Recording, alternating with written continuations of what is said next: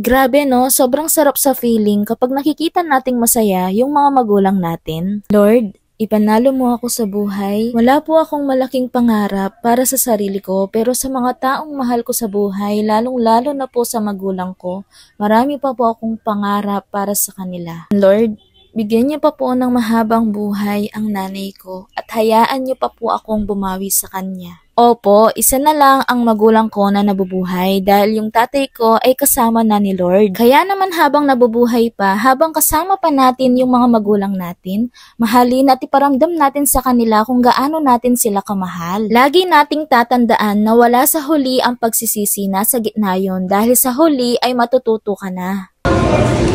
Ma! Happy Mother's Day. Ma! Happy Mother's Day.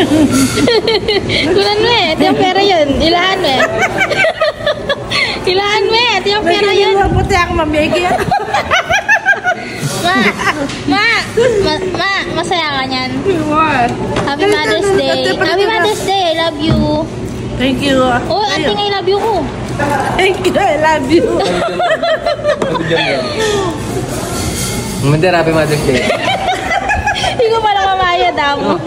Oh, ikaw ano mamayad? Mother, Happy Mother's Day. Ay na yun. Oh, Happy Mother's Day. Oh. Ma, ano sabihin mo yan?